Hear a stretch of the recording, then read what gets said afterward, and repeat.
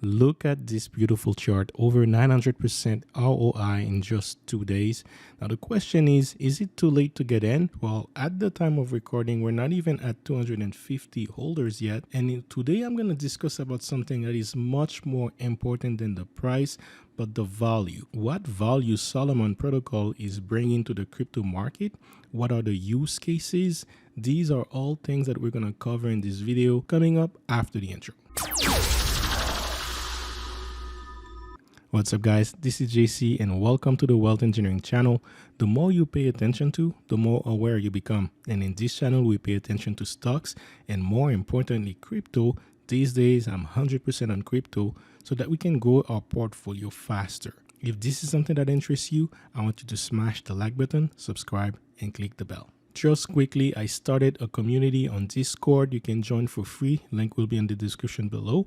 Also, you can also sign up to the course and you're going to have lifetime full access on all the channel in my Discord community. This is where I share opportunities on stocks and crypto every day, information that can help us build our wealth so that we can do it as a community. So make sure you check it out. If not, sign up for free. You're going to enjoy it.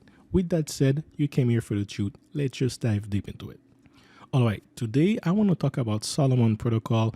This project, I've been staying late last night doing more research about it, doing our due diligence, and I've also been talking to the founder so that he can answer some of the questions I had because this project is so new that there's not many information out there. But one of the advantage of that is the community is so small that it's easy to access people that are in the admin team, the executive teams, and also the founder of this project is making himself available to answer questions to the community. So I was able to ask a lot of questions, and today I'm going to share with you things that I've learned, and I found a very good way to show you the potential of this project, the use cases, and we're gonna dive deep into it right now. One protocol, because that could play a factor in how many adopters get signed up and how many people start buying this coin. So keep that in mind. Second coin in the same niche would be Zcash with a market cap of like $1.9 billion. So these are large companies and they're not necessarily having a lot of volume, but you can say that the volumes are in like hundreds of $1,000,000 daily. You know, this is a large and there's not many coins in the sector. Also, the prices are very high. When you're looking at how many coins are in circulation, there's about 11 million coins in circulation, so almost 12 million. So there's not that many coins, and that's why the prices are high. And also there's, and it's still very high. It's like on number 54 in the ranks. Thing to keep in mind about Monero and Zcash, these coins are more used for kind of like transactions. To have a private transaction, kind of like more of a monetary or value exchange. They don't necessarily have a lot of layers or kind of like where you can create decentralized application on top of these platforms. They do not have their own decentralized exchange implemented as well. In terms of value, they're quite limited, yet they're very high in demand and value, as you can see in their market cap. This is where Pirate Chain come in. They're trying to be a better version of Zcash. And even then, not that long ago, we're talking about March this year, they were looking at kind of like an $100,000 volume a day.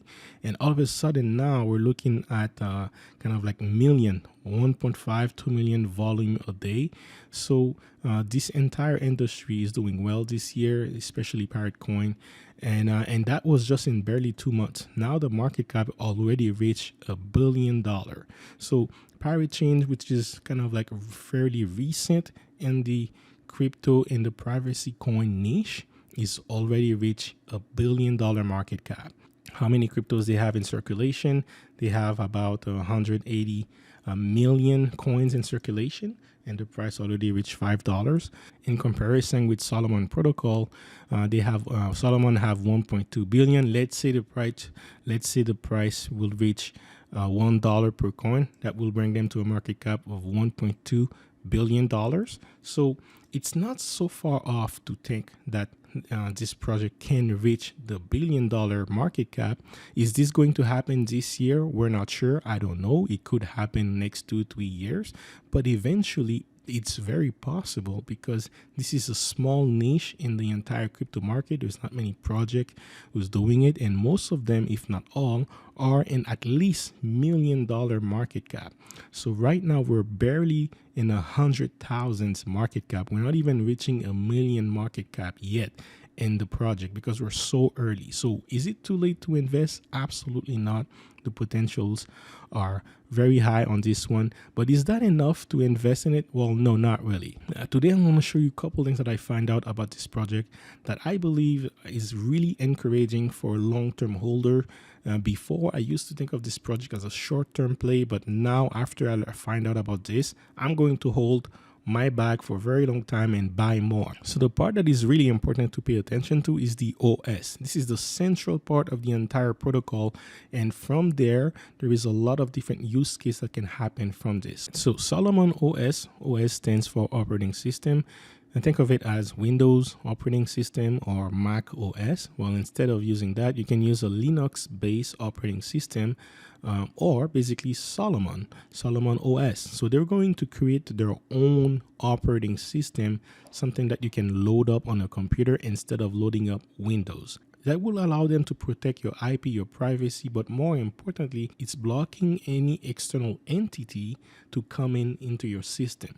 So right away, the entire platform itself is already protecting your privacy. And on top of that, they also want to build their own browser, the Solo Web, the own web browser that will be in that OS that would allow them to access the internet. And now you can access, let's say, your Gmail, you can access your Google search. You can even access Facebook, YouTube, and Twitter and still have your information protected. That means it's going to be a much harder for Facebook to have targeted ad, as they won't be able to track your movements and your purchases online anymore. You can go to Amazon's and make purchases, and your cookies will be protected. All right. So this is what they're doing. At first, I thought that this platform was going to be a social media platform, but it's far more than this. They'll be adding messaging and video on the blockchain, and you'll be able to view it safely on the Solomon OS. Every message and video will be totally secure and being on the blockchain and never being able to be removed. So that's definitely the added advantage in having the cryptocurrency or having something built on a blockchain, right? It's once it's there, it can never be erased. But this is kind of like more on the network level. And they're giving a use case about the journalists. They're saying journalists and other people can try to spread the truth and be able, without big corporation like YouTube removing or shutting down. This is a huge problem. We've seen, especially earlier this year, we've seen this problem happening all the time. We have Twitter and Facebook who are banning people who don't necessarily agree with their way of thinking. They can change their rules and regulation. They can change their community guideline at any time, and from there it becomes you're now almost illegal to use their platform. Some people are also trying to go on other sources like Parler, and we have scenarios like this because everything is centralized. It's a lot easier to kind of like hack or create problems, and your data becomes at risk. And we had this crazy article that happened earlier this year where they're saying that Parler let anyone grab your data, and it's a problem right here. And it gets even worse when you think about what the future is reserving for us. This is an article from Forbes. We have the World Economic Forum who's promoting this. It's that you will own nothing by 2030 and you will love it, basically. No privacy, and life has never been better. They're promoting this, but in reality is, hey, you're going to have to comply to rules established by government, and let's say, or by any other means, and big tech will be able to monitor you because they can gather your data. And if you're not complying, then you may not be able to even spend your money. This is something because let's face it, even the basic money will be on the blockchain as well. They can track where you spend it. So if you don't comply, your wallet may not be able to unlock itself so that you can pay. So this is a very big concern. And with platforms like this, especially with a decentralized exchange, that is a direct way to be able to fight back and protect your own privacy, because your own data becomes your freedom at this point. In the digital world, your data is your freedom. And when you give your data away, you kind of lose some of that freedom. And the other thing I wanted to mention is, now they're saying that it's powered by Tails. Now, what is Tails? So what I'm going to do now is I'm going to play a video. I'm going to leave the link to this video. It's a very informative video on how to protect yourself and your computers using their platform. So at least for the very least, you can understand what Tails does. But I'm going to play a little bit of that video with you, and I'm going to share you my thought with that. Again, what is Tails? So Tails was an operating system that was developed to help journalists protect and their journalistic work, and also not being targeted by the government that may not necessarily agree with the article that they're releasing. Think of it as a country like China, for example. If they're making any article that is denouncing what the government is doing, and they don't want the people to know about that, then they have no other way to promote that or to get the information out. And for one of these reasons, Tails was developed to allow journalists to kind of like still be authentic and fight for the truth. And what Solomon is doing is they're basing their OS based on the platform that is initially created for Tails, but they're also making some modification to make it even better. But let me play that video for you guys. If you've been watching previous InfoSec Bytes videos, you will have learned how to encrypt your communications with Signal, how to browse the web anonymously with Tor browser, and how to securely erase and encrypt your data. Very quickly, they mention how to encrypt your messages with Signal. So Signal is a messaging platform that you can use on your cell phone. They also mention about Tor browser. Tor browser is a browser that you can use on Windows or Linux or Mac OS to access the net without actually exposing your privacy. Now with Solomon Project, is because they're writing their own OS, their own browser, and their own messaging tool as well, it allows them to have a 3-in-1 package that you can put in a cell phone, in a laptop, in a computer, in anywhere. But as we've drawn your attention to over the course of our videos, all of these tasks are performed on Windows, Mac OS, or commercial smartphone systems like Android or iOS. And as we've explained, there are issues with these operating systems if you're doing work which requires maximum privacy and control over your data. All of these systems, having been designed for convenience, neglect key security and privacy features. They are geared towards mass market consumers, not investigative journalists. Most notably, Windows 10 has a controversial feature which logs all of your keystrokes and sends a record of everything you type to Microsoft. So even if you use encryption software, it can't help you if your operating system betrays you. This is where Tails comes in. What is Tails? Tails is a specialist operating system which is designed for maximum security and privacy. Running on your laptop or desktop computer, it is a secure alternative to Windows or Mac OS. If you use Tails, you use it instead of those systems. Pause quickly. I think you heard it. So it's an operating software that is that you can use on top of any other softwares if you want. But what Solomon is doing is they're actually customizing what Tails initially made available. So kind of like to personalize it to their own needs and their own applications. You don't have to pay for Tails. It is completely free and available to download on the internet. You may have heard of the family of free operating systems called GNU Linux. Tails is a GNU Linux OS. If you're using Tails, then you are using a version of Linux. Many Linux operating systems try to compete with Windows or Mac OS. Tails is very different. Tails takes Linux and then radically alters the way everything works, from networking to file storage, for maximum privacy and security. It then adds a custom suite of encryption software with the safest, most secure presets. It is tailor-made for the kind of work journalists do. You may have heard that Linux is really difficult to use, but that's simply a myth.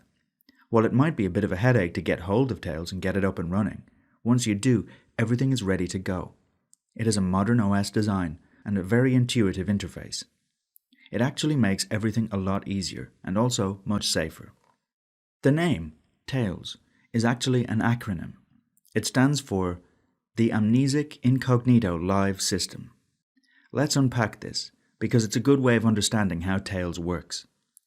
So what is a live system? Simply put, a live system is an operating system that runs off a DVD or a USB. In the old days, operating systems like Windows or Mac used to come on installed disks, for example floppy disks or CDs. You would put them in your computer and install the operating system onto your hard drive. And from then on, you could boot the OS on your hard drive, and you could put the installed disks away, saving them for if something went wrong and you had to reinstall the OS again. More recently, operating systems are distributed as downloads. You can download Windows or Mac OS and install it from the download. But it's still something you install. It runs off your hard drive. Live systems are different. They were invented as a way of trying out alternative operating systems without making any changes to your computer. With a live system, you have a removable media like a USB, and the entire operating system lives on that. You can download a live system, write it onto the USB, insert it into the computer, and turn it on. Your computer doesn't load your native operating system from your hard drive or install from the USB. Instead, it simply boots from the live USB into a new OS. Because they run from a USB, live systems run entirely in your computer's RAM, in the short-term memory of your computer. They can do this without ever looking at your system's internal hard drive. In fact, with a live system, you could remove the hard drive from your machine, and you'd still be able to boot from the live USB. Likewise, because the operating system is on a USB, the computer is more or less interchangeable. You can potentially boot your live system on any computer you like. All of this gives live systems some very attractive properties for a secure operating system. For one thing, they're very portable. With a traditional OS, you have to bring a whole computer around with you. With a live system, you can, if you want to, just carry around a USB and use whatever computer is available to you. It is also entirely transient. The computer is just a way of accessing your live system. It is as if it is temporarily possessed by an OS that is not its own. When you are finished, your live system makes no changes to the host machine. Pause right here. So they're talking about the USB, and that's what they mean by the Ledger and USB with OS to boot Solomon OS powered by Tails. So just like you saw it on Tails allow you to have a USB where you can boot on OS, and you can put that USB in any computer, and now you can access an entirely new OS and start watching videos and access the blockchain basically, because that's what they'll have. So they'll do the same thing, and they'll probably provide USBs, or at least guide you on how to convert any USB into boot USB, where you can just simply enter it and then you can load your computer as well. So that's very interesting to see. All of this leads up to another one of Tails' properties, A, for amnesic. What does amnesic mean here? It means that Tails forgets everything every time you shut it down and turn your computer off. With a traditional OS, each time you boot up your computer, it resumes where you were last. All of the files you were working on are still there. All of the changes you made are still there. But live systems aren't like this. Each time you turn them on, they load the OS completely fresh, as if it was the first time. And you can make changes or work on files, but as soon as you shut the computer down, it forgets all of these. The next time you boot, everything will be gone. It will be as if it was the first time you booted it all over again. It's easy to see how this could be inconvenient, but Tails turns amnesia into a feature, an extremely valuable one. Why? For one thing, if your computer is infected with malware, on a normal computer, that malware stays on your computer until you notice it's there and remove it. But with Tails, it is now much harder for that malware to stay on your computer from one session to the next. Once you shut the computer down, the malware is dumped along with everything else. When you boot up again, it's gone. For another thing, perhaps you want to work on ultra-sensitive documents and you do not want to leave any traces. On a regular operating system, because of the problem of data remnants, you run the risk of leaving traces of those documents all over your computer. But with Tails, everything is ephemeral. Running entirely in your computer's RAM, it never touches your hard disk. When you're finished working and you shut the computer down, everything in the RAM is dumped. No traces remain of the work you were doing. This makes Tails a much safer way to interact with documents that you're not sure about. Right, so I'll leave the link in the description below so that you can follow this entire video. It's about 17 minutes long, so I don't want to talk too much about it, but check it out. The interesting part that you may ask yourself is, well, if it's amnesic, right? That's what he mentioned here, amnesic. Sorry about my accent, but if it's amnesic and it forgets everything that you do every time you shut it down, well, how can you actually use that for a normal computer, and can you use that to write out your info? Well, the thing is, this is very extreme use case. Most people wouldn't necessarily need this type of level of encryption. This is kind of like NSA 15 years ago type of encryptions finally available to the masses, and now we're finally putting that into the cryptocurrency world, and no project has this level of encryption kind of like for a messaging purpose and for social media purpose, as well as operating system. So this is where the value of Solomon protocol is huge, because first, just the fact that it's early enough, that in itself is valuable. The fact that it's in a privacy coin, a very exclusive niche in the cryptocurrencies, and most of these projects are worth a lot. A lot of crypto fanatics are looking for privacy, so they're going to be loving this project right here. But on top of that, when you factor the operating system, this is what they really bring to the plate that no one else is mostly doing. And the amnesic part is, I'm asked the founder about it, is that's one of the reasons why they're making their own OS. It's kind of like to bypass the amnesic part so that they can still write another layer of privacy, so that even though the amnesic part is there and is done on a backend by Tail, but you still have some sort of your data saved into your computers and not necessarily available to the world for them to hack, and your information are still protected. So this right there is huge. It provides a lot of value. It also becomes better than what Tails were initially developed. Tails created that just for journalist application. Then they modify that kind of like a more of a general application, so that most people can do whatever they need to do on their computer. So that's the approach that Solomon Protocol is taking, kind of like to have your own personal encrypted computer anywhere you go in the world, in a form of a USB that you can carry with you. And you can access information that big tech cannot stop you from accessing, that Google cannot stop you from accessing. And your protection as well is safe, because no one else knows that you're watching information that may be legal right now, but that might be turning illegal tomorrow, because the rules can change at any time. That's what I wanted to share with you today. For me, this project has jumped higher in the priority list because of this information that I find out alone. Just to give you another idea, I want to talk about basic attention token. I've been in crypto for almost 2 years now, and this is one of the very good projects I've been following for a long time. They created a web browser. Actually, this is the web browser that I'm currently using right now.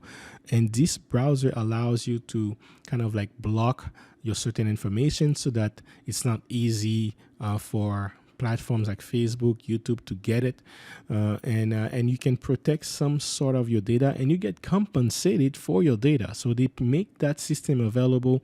However, I always wish they went beyond this level, and they never went that far. They only stayed at the browser level. What is your online privacy worth to you? For many companies like Facebook and YouTube, it worth $1 billion every year, and just the project Basic Attention Token is ranked 75 on the crypto market cap, and is also dealing with kind of like $1.2 billion market cap. So it's very high in just the browser alone, right? Just the browser alone. You still need Windows or Mac OS to access this browser.